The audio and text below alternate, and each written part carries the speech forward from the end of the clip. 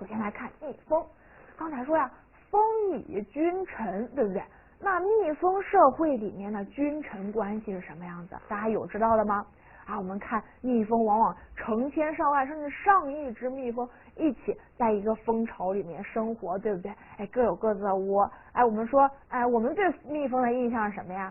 现在好像想想跟蜜蜂有关的，有小女生说了，两只小蜜蜂呀，飞在花丛中呀，飞呀嘛嘛，飞呀嘛嘛。大家经常玩这个游戏，对不对？我们说为什么说两只小蜜蜂啊？因为说经常在作文里面经常用这个比喻，说呀，像勤劳的小蜜蜂一样，经常有勤劳的小蜜蜂在采蜂蜜，对不对？在采花蜜他们在花丛里面工作劳作，对不对？经常很多蜜蜂一起。那我们说这些小蜜蜂工作小蜜蜂是什么小蜜蜂？它们在那个社会里处于什么地位呢？我们说，在蜜蜂社会里其实是分这样的3个级别，叫做蜂王、工蜂和雄蜂。看身材，在一个蜂巢里面怎么判断呢？蜂王是长得最大的，所以它才是王。那雄蜂呢？雄蜂的蜂尾是比较不是特别尖锐的。那工蜂呢，就是最小，我们所说的小蜜蜂就是工蜂。那这是怎么区分的呢？我们说在一个蜂巢里面，在一个蜂的社会里面呢，蜂王是最大的。那蜂王呢是一个最主要的一个雌性的蜂，它是负责生育的。我们说在中国古代，人类不光中国古代，所有社会在人类原始的时候是母系社会，对不对？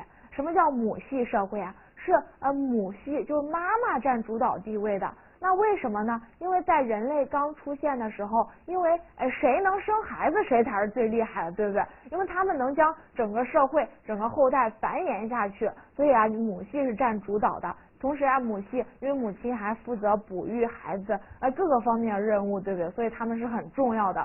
那最开始呢，在文明社会的初期都是叫母系社会。那同时其实是跟动物一个道理。那蜜蜂呢就是这样的一个母系社会，因为这个蜂王它是一个总的妈妈一样，它每次呢产卵能产成千上万只卵，能出现很多小工蜂还有小雄蜂。它呢去负责生孩子，同时呢负责整个蜂巢的治安的维护各个方面，对不对？那它是整个蜂巢里面的老大，所以它是蜂王，它是一个雌蜂。那工蜂呢就是没有特别性别特征的这些小蜜蜂，它们就出去，它们不负责生育，它们负责干嘛呢？去采蜜去干活，就是那些勤劳的小蜜蜂，就是我们所说的两只小蜜蜂那个小蜜蜂。那雄蜂呢？雄蜂呢在蜜蜂的社会里，雄蜂其实是很惨的。为什么很惨呀？因为雄蜂就是负责交配用的。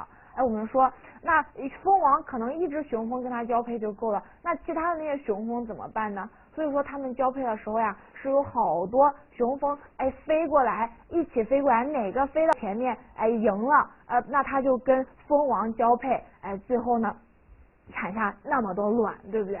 那交配的时候，交配完成之后呢，雄蜂就死了。交配，因为雄蜂的意义呢，就在于跟蜂王交配。那它结束了自己的生命之后，自然就结束了自己的任务之后，就结束了自己的生命。所以雄蜂在蜂巢里面的地位是有点悲惨的。我们现在想，它生完孩子就死了，这样非常惨的地位，对不对？那其他那些没有负责生孩子、没有赢的那些雄蜂怎么办了呢？他们就会乖乖的回到蜂巢里。但是因为他们懒惰惯了，这些小工蜂才是勤劳的小蜜蜂，他们也不出去干活，所以他们在蜂巢里呢，往往就会被那些小工蜂给赶出去。所以最后一般那些小雄蜂在我们说经常是养蜂人，对不对？想有人去养那些蜂，那养了蜂的时候，那些雄蜂呢就在蜂巢里不干活占地方，所以养蜂人也会把那些雄蜂给弄出去，所以雄蜂非常惨，对不对？那么我们说这是蜜蜂社会的一个分工组织，我们大概了解了这么多，非常有趣，对不对？我们了解了蜂王、工蜂和雄蜂这样的一个君臣关系。那我们说蚂蚁其实是跟它一个道理，对不对？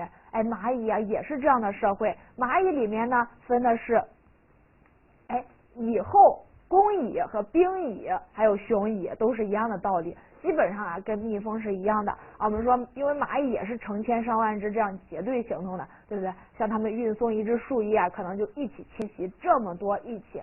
我们说蚂蚁是特别有秩序的一个社会，对不对？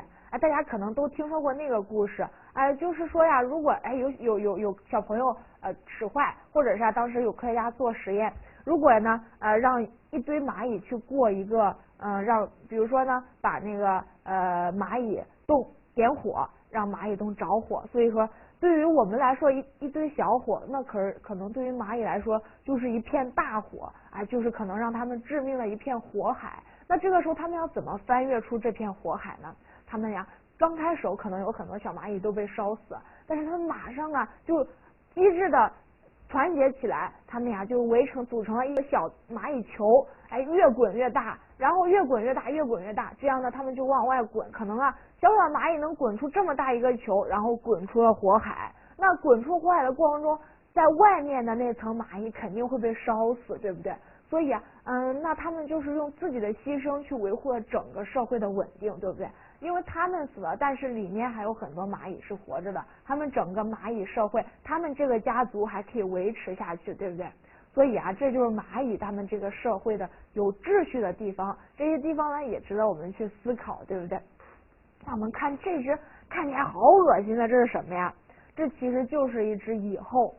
那现在这是放大的，当然其实我们真的看的话，也就是一只小蚂蚁，这些现在放大之后这么大，这是它身边刚产下来的小蚂蚁卵、小崽。那当时这个蚂蚁以后其实是很伟大的，以后在生产这些小蚂蚁的时候，那它就要从高的地方掉下来，让自己的四边的翅膀都会掉下去，而且四肢包括那些可能都会脱落，然后呢忍受着巨大的疼痛，找到一个地方挖出一个洞来，然后让自己的这些小蚂蚁卵去生活在里面。所以它其实在生育的时候也是遭受非常巨大的痛苦和疼痛的，然后一个人一个蚂蚁来维持整个秩序，对不对？所以以后是非常伟大的。那我们也明白了，那么蚂蚁家族这样的一个母系社会，对不对？好的，那现在明白了，蜜蜂和蚂蚁是差不多的社会，都是这样的君臣关系，对不对？好，那我们现在再了解下面的，我们说虎狼父子。接着又说了慈无反哺和羔羊跪乳，这又是什么故事呢？